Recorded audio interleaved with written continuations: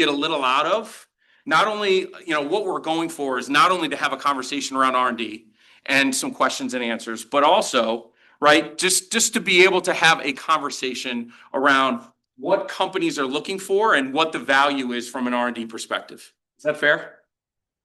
Perfect. So, and please, this is an open conversation. I don't want to stand up here and present for 45 minutes. I'd love to have a conversation, ask questions, please. And the other thing too is I am not a tax expert. I'm not a registered CPA. So if there are questions that you have, I may not have the answer. So hopefully you can respect the fact that I'll take that question, go find an answer, and get back to you. Good to go? Perfect. So first thing I did when I wanted to prepare for this, I'm like, this is the first time I'm coming to Montana. So I'm really excited about it. And so what I wanted to try to figure out was whether this conversation was going to be a 5-minute conversation or a 45-minute conversation. And the way that I tried to find out is there any innovation in Montana? Is there R&D going on today in Montana? And so what I did was I literally just went up and Googled Montana innovation, Montana R&D. And I was pleasantly surprised at the amount of things that are going on in Montana right now from an R&D perspective. One of the things, and I just got a couple of different article titles. First one is Hyundai to open up a walking car research center in Bozeman. I thought it was pretty cool. This is what they had there. Something innovative, right? Secondarily, Rigetti Computing and Montana State University collaborate to advance quantum research and innovation. That's pretty good, right? And then the other one, this really caught my eye. Aurora Innovation opened up an advanced LiDAR research facility in Bozeman, Montana. That was pretty cool, right? So I took a look, and if you want to read, it says Aurora's facility is designed to support the continued development and testing of its proprietary First Light LiDAR technology. The state-of-the-art space includes advanced research and development labs, a world-class manufacturing area with a clean room, a garage for vehicle testing, and modern office and collaboration space for Aurora's growing Bozeman team. So do you guys think that there is research and development in Montana? What do you think? What do you guys think? Sure looks like it, right? Sure looks like it. So one of the things that I did want to be able to make sure of is when I put these on here, one of the myths, right? One of the myths with research and development is we're talking about lab coats, beakers, test tubes, and those types of things. That is not the case. Now, granted, do those companies doing those types of activities fall within the qualifications of R&D? Absolutely. Absolutely. But there are a myriad of different industries and different activities that are going on every day that fit into R&D that you probably don't automatically think of when you're thinking of R&D. So first and foremost, what we need to be able to do when we talk about research and development and the tax credit affiliated, we have to understand what the IRS is talking about. So the IRS created something called the 4-part test. Has anybody heard of that before? No, perfect. Ryan, right?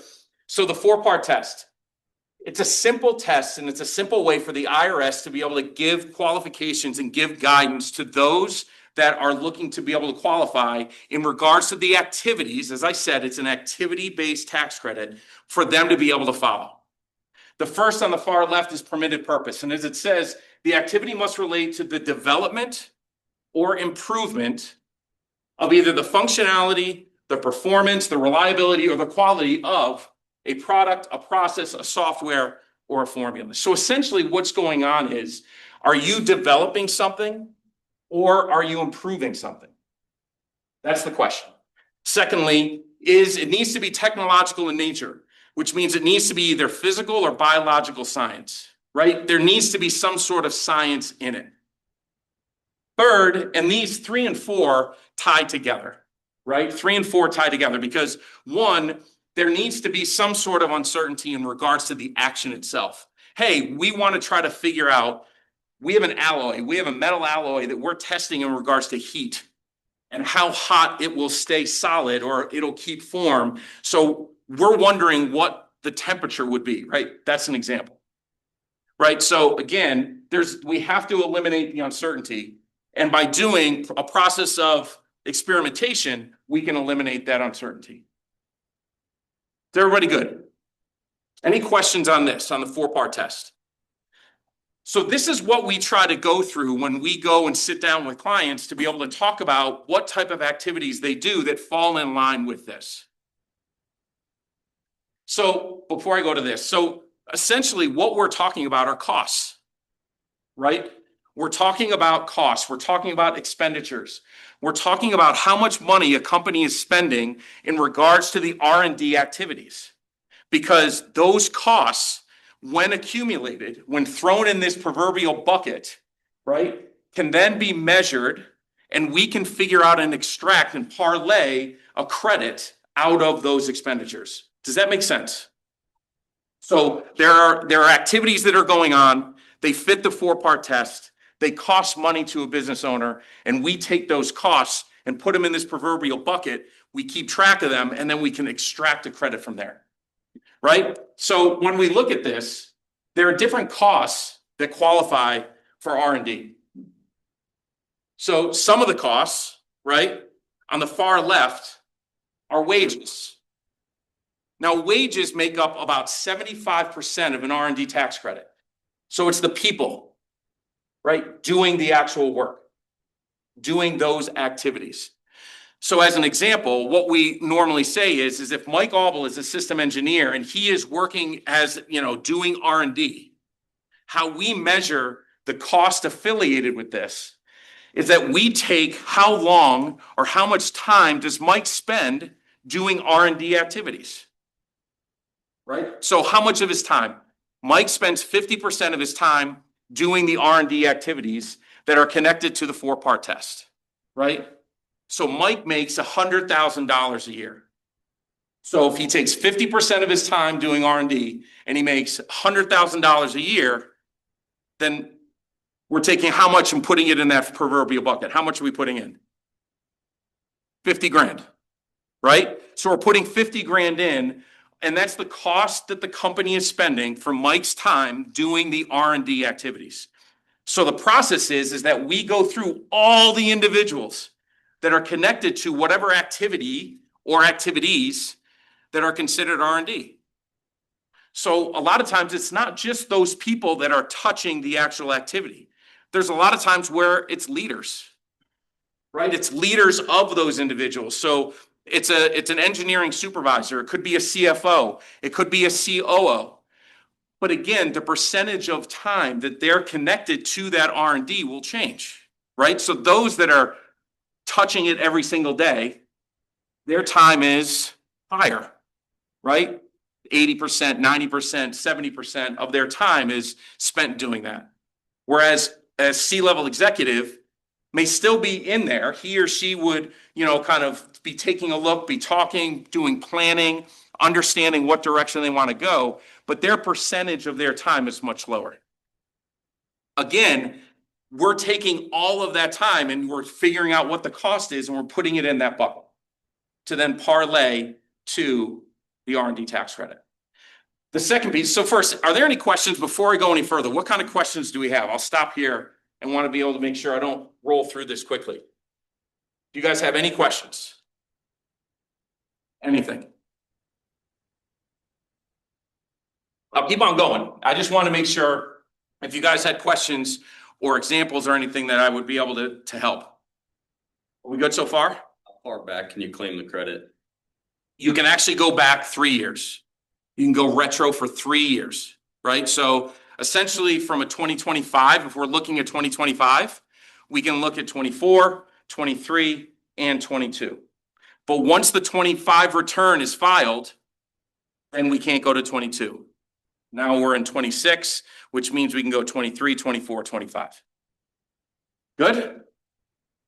So when we go from the cost for wages, we go to contract research. So essentially this means if you as a company, an organization, may be doing research and development yourself, but you may also be asking an outside company to be able to go and help you with some of these R&D activities? And if so, it talks about, must be paid hourly, time and materials, or cost plus. So let's just say I use another, company, right? And for that company, their cost to us from an R&D perspective is $100,000. Right? If that's $100,000, the IRS says that you can use 65% of that and throw it in that proverbial bucket as a cost that you can then parlay the credit out of. Right? So again, in that example of $100,000, you would get 65. So as you go through this process, the money in the bucket, hopefully, hopefully is starting to rise. Right? It's starting to get more and more as we're putting in all these different expenditures, all these different things that are connected to the R&D activities that you're doing. There's more and more of those R&D expenditures. So the third piece is tangible raw materials. Those are supplies. Those are certain things that within the particular activity of R&D, you have certain supplies. You have certain things that cost money to you. You're able to then throw that into the bucket as well. And last but not least, and then, we may have some individuals here that do proprietary software. Proprietary software is also the cost of that. Sometimes people may use Microsoft Azure to be able to build, right, and help with some of the proprietary software. But the cost affiliated with that would be thrown in that bucket as well. Right? So when we look at this and when we look at an example, it starts to add up, right? And when we went through and we've gone through and helped certain clients, we're talking about $500,000. We're talking about $750,000 of wages and supplies and other expenses that are in that bucket. And normally what we do from a conservative standpoint, ADP is very conservative. We normally take, just from an estimation standpoint, is about 8%. Right? 8% of all of those expenses.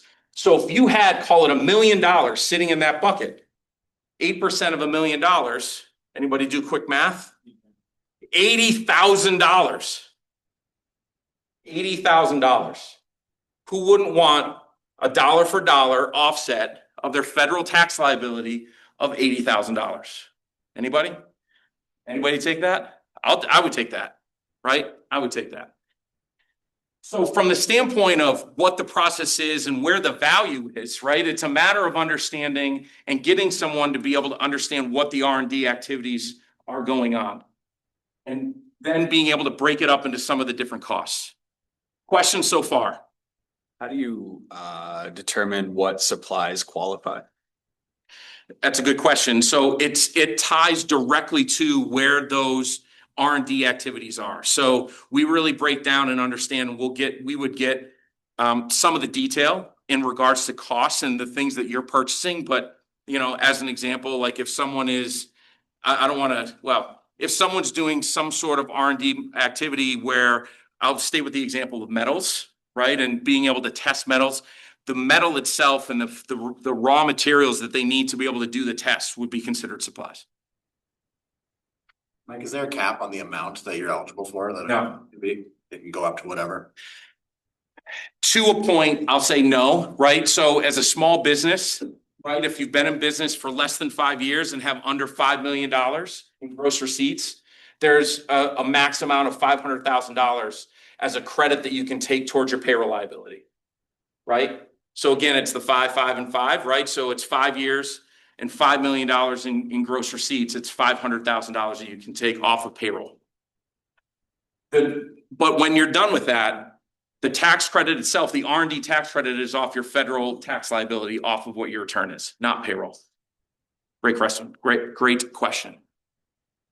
Going back to the activities that may qualify, I was just looking at who's online, and we've got some architects and a manufacturer. We've got general contractor in the room. Can we go back to some of those activities and maybe from your knowledge pull some industry specific things that these folks might be engaging with?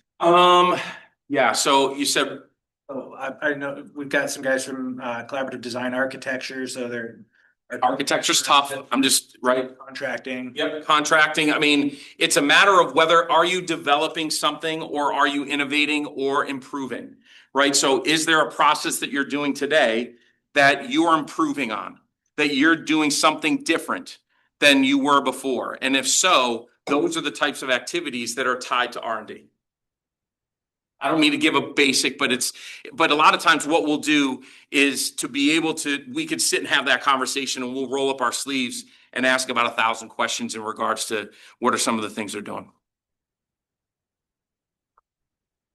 Okay, so I would be remiss if I didn't talk about one of the largest trigger events from an R&D perspective.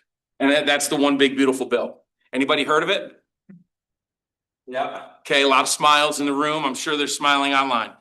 So the One Big Beautiful Bill was a huge trigger event when it came to R&D, and here's the reason why. From the standpoint, technically, do you remember we talked about the bucket? Right, the proverbial bucket of where all the expenditures are going. You're collecting that and correcting all the costs.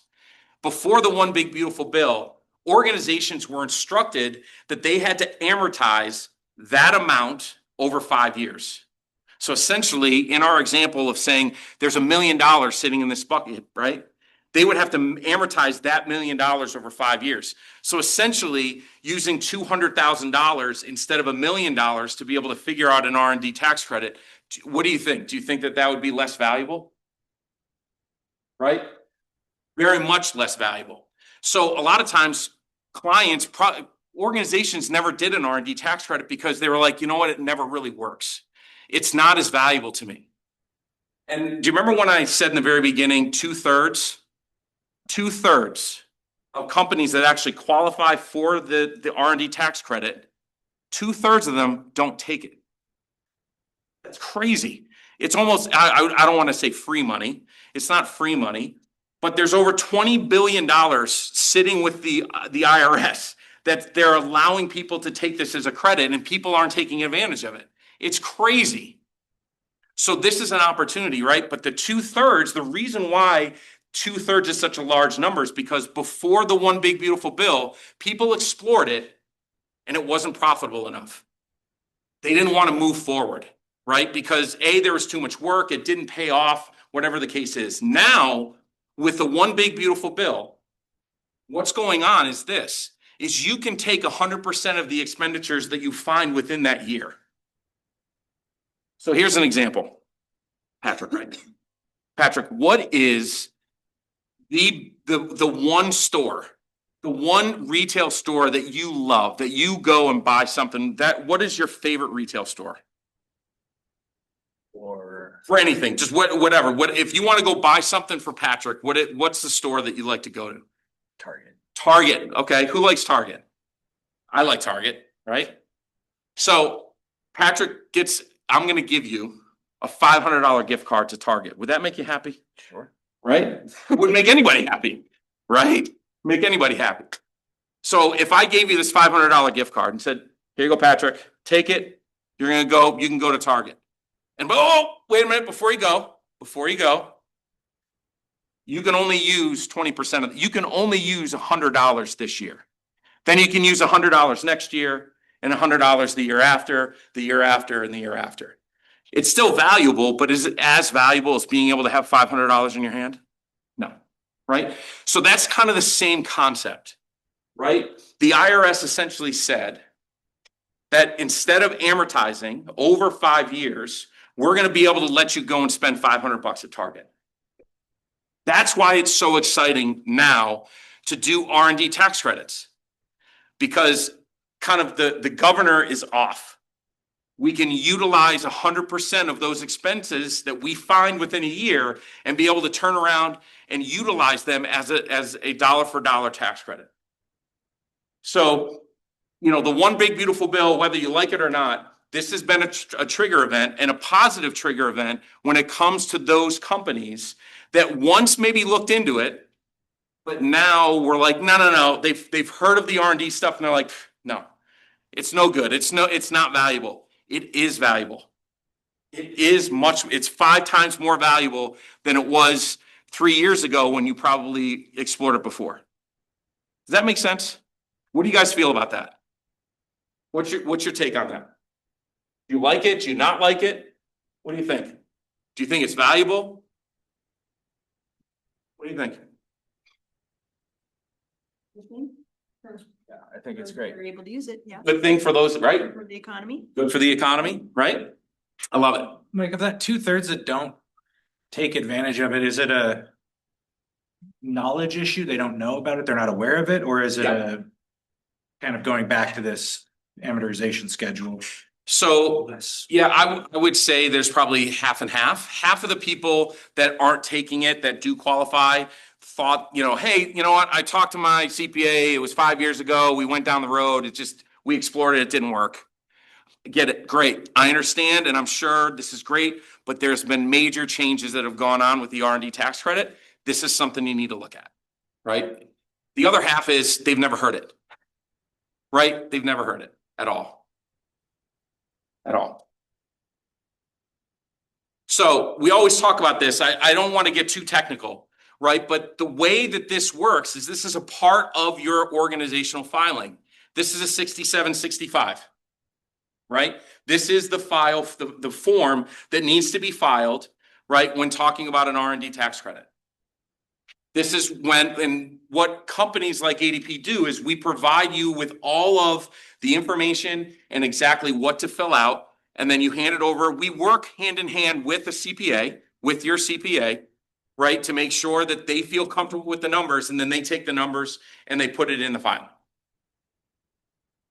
Good to go? But I wanted to at least tap into this. And just so you know as well, probably about 80% of our business is from CPA referrals, 75. Right? Because CPAs see the value in being able to get a large tax credit, and they refer us in. So one of the other things that I wanted to also bring up, and I know we were talking about the R&D tax credit, right? That's a federal tax credit. But one of the benefits, right, of being able to have someone that knows about tax credits is there is something else in Montana. Can somebody read on the just the top line here? Can somebody read that for me? Growth incentive tax credit. The job growth incentive tax credit. This is a tax credit that the state of Montana has created to incentivize companies and organizations to bring their business to Montana and to hire new people within their ranks. Right? So I want you to skip all this right here. Companies in large counties need 10+ qualifying new hires. Smaller counties generally require 5+. So essentially, there are requirements that the state of Montana is asking for companies. They want them to come, right? Because when they come and they hire more than 10 people in specific counties, then their credit equals 50% of the employer paid FICA payroll tax for qualifying net new Montana employees. And some of those, the new hires must be a new business, must be net new to the business, work at least 6 months, meet a wage threshold of at least 50K, right? Some of these requirements from the state of Montana. So again, it's not just the federal R&D tax credit that's out there to be able to help organizations that work with this group. There are state business incentives. There are different state incentives that will help and try to incentivize companies to either come to Montana or stay in Montana. Questions? What do you guys feel about this? Fairly exciting, right? Great stuff, right? From an R&D perspective, and also just from, this has nothing to do with research and development. This has all to do with the fact of coming to Montana, being able to grow roots, to open up a business, and to be able to have 10 net new hires in a year. Do you think this is beneficial? Right? It's great stuff. But when you talk about it, it's knowledge. It's knowledge. It's understanding, is this out there? And are there other things out there that can help business owners, whether it be small business owners or you have 550 employees, for those incentives to be able to help business owners in the state of Montana? So I wanted to be able to just talk about a few wins, right? And talk about, not give you specific companies, but I wanted to be able to show you a couple of different wins to be able to show you the type of credits that we were able to be able to uncover. Now, do you remember when I talked about the whole R&D equaling out lab coats, beakers, Bunsen burners, science, and that sort of thing, right? So the first one that I wanted to show you is a brewery. There's a brewery in North Carolina that we just signed up last month, right? So they're qualifying, they had 115 employees, qualifying activities, creating new and different beers, sustainable packaging, and manufacturing improvements, and they were developing different things within the distillery. 115 employees, right? Client was utilizing a competitor due to the, one big beautiful bill. Their CPA told them to hold off the R&D study. Client was aware that ADP could help them with the integration of payroll data, complementary audit. There's a no-brainer that the CPA also loved. Can anybody read what the credit was on the bottom? Anybody? $130,000. $130,000 for a 115 employee company. What do you think of that? Pretty great. It's pretty great. $130,000 for a 115 employee brewery. Can't tell you which one it is, right? But I'm going into North Carolina next week, and I am going to go there and have a few beverages to celebrate with them. But $130,000, again, off of their federal tax liability. It's out there. It's out there, and it's powerful. This is game changing, right? When we talk about leverage spending flexibility, this is what we talk about. We talk about delivering ROI. We talk about reallocating any expenditures and being able to spend it in a different way. Right? You take a look at a 115 employee company. Do you think that they can make $130,000 go pretty far? What do you think? Right? Holy crap. Excuse my French. Right? So another one. I had an Ohio manufacturer, 450 employees, right? They did custom tool and die manufacturing. Prospect outgoing CFO was handling the R&D tax credits in-house. He was like, look, I'm good. I got it handled. Well, he was leaving. He left.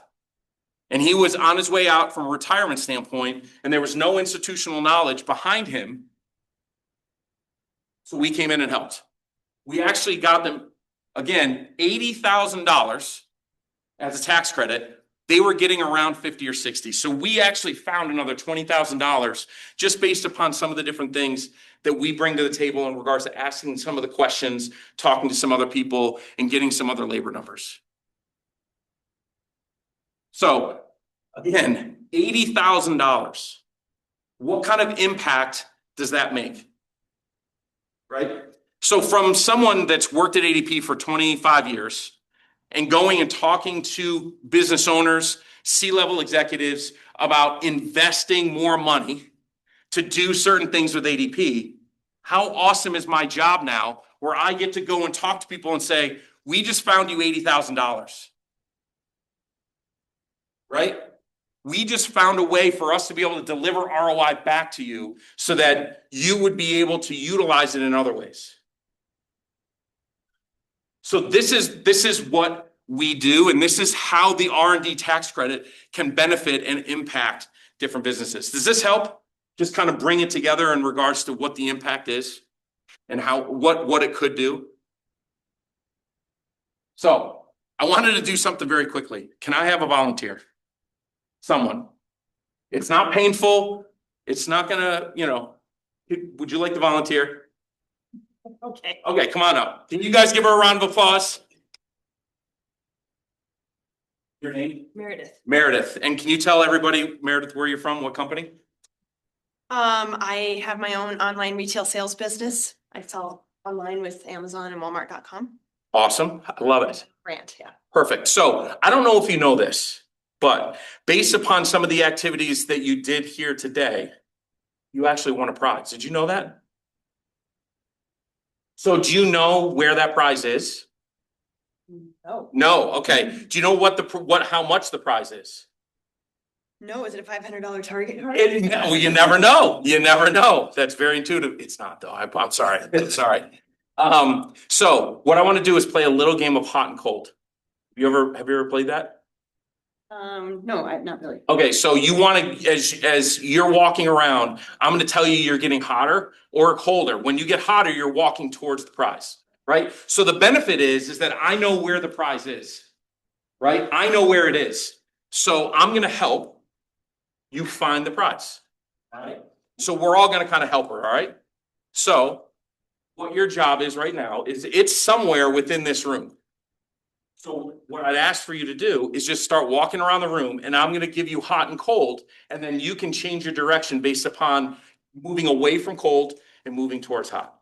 Cool? Okay. All right, you're off. You're getting warm, you're getting warmer, you're getting very warm. You're getting hot, very hot, very hot. You're burning up, you're very hot, you are scalding, you are so hot. Don't go out that door, nope. Now you're getting cold. Now you're getting hot. You're getting really hot. You're almost burning up. You're on fire right now. It is. It's right under your nose. Nope. It's on the ledge. Oh, there you go. Give her a round of applause. So come on up. What does it say on the front? It says prize, because it's your prize. So come on up to the front, please. And if you can, open up the prize. $500 gift card for sure. I got that for you. $20. All right, there she go. Give her a round of applause, everybody. That's all you had to do. Was that real painful? No. So again, what happened here? What happened? Right? She came up. She is an organization. She is a business owner. Essentially what she did was she came up and she didn't know that she had a prize, or maybe didn't know that she what? Make the parallel. That she qualified for what? A tax credit. She didn't know that she qualified for a tax credit, but through the help of someone else, they were able to kind of lead her through the process to, at the end, the pot of gold, right, to find a prize, right? So at the end of the day, when we talk about R&D, it's always a matter of being able to take a look, right? And to be able to understand what's out there for you, because you could have some unbelievable experiences and a very impactful credit sitting out there waiting for you, right? Being able to have that conversation. So one last piece, because we're talking about wins, I also wanted to be able to talk about one other win. And this was one that we had a little earlier in the year to be able to show you what is out there and what the availability is.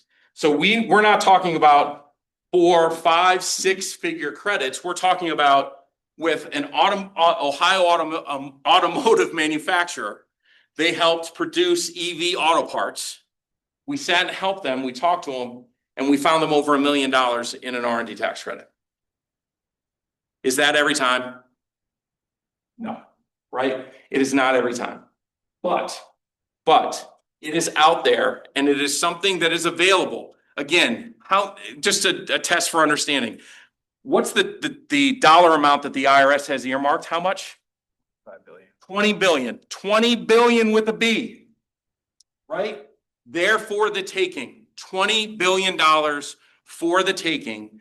It's just a matter of being able to get an individual to be able to help understand the finer points of being able to find you if you're qualified to get that credit. Is this specifically for 2025, or will this be continuing in perpetuity until the fund is depleted? Continuing, and it won't be depleted. That's just for 25 and 26. It'll be the same thing. Yep. What else? What other questions do you have? I mean, do you guys do any kind of consulting or strategy around, once you know this credit exists, how to optimize to best take advantage of it in future years? Because, you know, to your point, like, we stumbled into it this year, and so that's great, and Yep. that's every little bit's going to help. But next year, like, as we're taking a look at this, maximizing for best case return, what sorts of things do you guys do around that? So from an AD, now you're asking from an ADP. I wanted to keep this very in just through the industry. I didn't want to talk a lot about ADP and what we did specifically, but your question pertaining to ADP. So from an ADP perspective, what we'll do is you have a one-to-one relationship with the tax analyst. So that person goes along with you year in and year out. So they start to be able to help, right, with those types of planning, those types of conversations. So big picture, they talk about that stuff. The other thing that we do is something called land and expand. So I'm never talking about moving out of Montana, but there are a lot of companies that will, increase or get another location somewhere else. Well, what's profitable? What states would be advantageous to go to for tax credits? Do you know? Right? There are some that are more advantageous than others, right? So when it comes down to certain companies that potentially will not move from Montana, but add another location, they'll come to us and say, hey, what are those states that are really advantageous? Hey, Georgia's great for tax credits. Why? Well, because they're trying to attract as many business owners and organizations to Georgia, right? So again, we can have that conversation around, hey, here's different business incentives in these different areas. It may be advantageous if that's where you want to move to, right? Or create another location. So to answer your question, yes, there's the consultative end to that as well. We're not going to tell you how to spend the money, right? We're not going to tell you that, but we can tell you and help you with some of those different things. What else? What are the type of questions? Profitability. I know you and I were working on one together where the company's not profitable yet, but what did that look like? Yeah, so NOL is net operating loss, right? So there are some companies that strategically don't have a profit in certain years. So as we talked about, you don't have federal tax liability when you're not profitable. You can't get taxed on negative, right? So there isn't federal tax liability to offset. So what happens is there's a carryover. Right? So you can carry over, depending upon what entity you are, for over 20 years. You can carry the credit for 20 years. So it's a taxable asset, right? It's a deferred asset, sorry, on the balance sheet. And you just move that to the next year. When you're profitable, then you're able to then take it off of your federal tax. Right? So again, is it beneficial for someone to do the study, even though at points you may know that you're going to be in a net operating loss? Maybe, right? If you have a ton of research and development, what companies do is they do the study and then they carry it along, because that is a lot better strategically than 2 years later being like, oh my gosh, we can only go retro 3 more years. I'm going to go back to 2025. But then I also have to do an amended return, which is going to cost me money, time, all the other things. So what people do is they actually do sometimes do the project when they know they have a net operating loss, because they can carry it through as an asset and then use it the next year or use it 2 years after. I appreciate the question. Do you want me to expound on that? Was that good? Yeah. What other kind of questions? Can you walk through what the study looks like if I'm one of your examples, if I'm a manufacturer? Yeah. And I'm interested in this. Yep. What does that look like for me as an organization?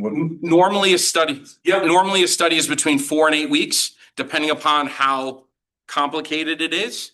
And what happens is you're tied to an ADP consultant, a tax consultant, and it's a one-on-one relationship with also their leadership as well. And essentially what the project is one kickoff call that's normally about 45 minutes to an hour, where it's like, okay, when are you going to do the filing? When do you need the credit, right? And understanding timetable, and then being able to understand what's the data? What are the forms? What are the things that we need to be able to do the project for you? And then there are probably 2 or 3 technical calls that we say, okay, I want to go talk to Patrick. Patrick is one of the engineers, and he knows what's going on in these projects. So we call Patrick, we talk to him for 30 minutes, we understand what's going on, we'll get some insight, and then we'll keep on doing the project. So 85% of the work is on our shoulders. There's probably 2 to 3 calls that we have through that 4 to 6 weeks. And then at the end, we'll deliver. And we deliver the the project, right? And what we deliver are all the numbers for the 67, 65, and then all the background information, all the methodology, all the things that we went through as to why this is the credit. Does that make sense? There's a question in the chat. Yeah. So what are the pros and cons of R&D tax credits versus a 179D. D? Yeah, sorry. Testing my vision. So that would. Hold on 1 second, let me. 179D, I love for Travis to let me know the 179D like is that, I think that was. Depreciation, one-time depreciation. I don't know the pros and cons of that. So where's Travis? I will put that down and I'll get you some information on that. Thank you for that. That appreciation piece. I'll get my tax guy to be able to talk about it. One-time depreciation expense you can claim for purchase of a equipment or something like that. Got it. Here, so. Well, I mean, I can tell you from a pro and con perspective, if it's a one-time, the R&D tax credit is something that goes on year after year, right? Based upon the activity that people are going through. Also, there is carryover, and also you can go retro as well. So there are some pros in doing that. But it's neither or. You don't get. Correct. Correct. For depreciation of equipment, you can't, the activity is connected to what people are doing and not so much the equipment that they're doing it with. Does that make sense? So this would run alongside of that. It could run alongside of it, yes. Yeah. Yes. So I buy the $100,000 milling machine and then I have 3 guys running it. The 3 guys running it and doing The activity. Their labor, yes, would be tied to R&D. Correct. How does it work for obviously a C corp taxes there at the C corp level? You've got a LLC or pass-through entity, it's gonna be taxed at the individual level. Yep. Where does the tax credit come into play then? It goes right to the shareholders. Right to the shareholders. Yeah, on an S corp or the pass-through. Off of their federal. All their personal. Federal tax liability. Yeah. So I'll give you an example. We were sitting with, I was sitting with a concrete company, right? And we talked about the viscosity of the concrete, right? And how they tested it and all the different types of things, the durability of the concrete. We went through all the different projects or the different process of the project. And we came out with almost a $60,000 credit, estimated $60,000 credit. And we were sitting with the director of operations, the CFO, and the CEO on the call. And the CEO was one of 2 shareholders of a pass-through. And so we started to talk about it. They were not taking the R&D tax credit. And then at the end, the shareholder, the CEO goes, okay, well, we have an S corp, it's passed through. How does this work? And we're like, oh, well, it would pass right through to your personal taxes. He's like, whoa, wait a minute.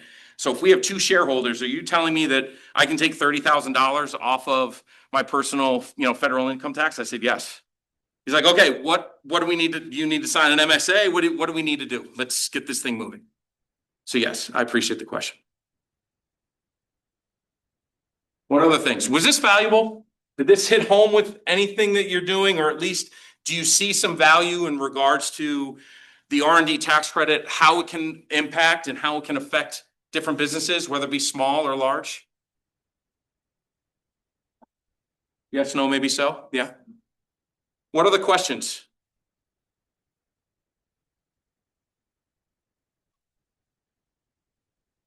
Well, I appreciate the time. We appreciate the opportunity of getting in front of you to be able to have this conversation. And, again, we're not going to solve it all today, right? With some of this, this is an initial, I wanted to make this very, very high level and very much an entry level conversation around R&D, right? But from the standpoint of if there are other questions, if there are other things that you want to go through in regards to your own personal situation with your organization, I'd be happy to have the conversation. I'd bring in my tax experts, and really be able to help understand if you can be eligible, right? And to be able to try to help.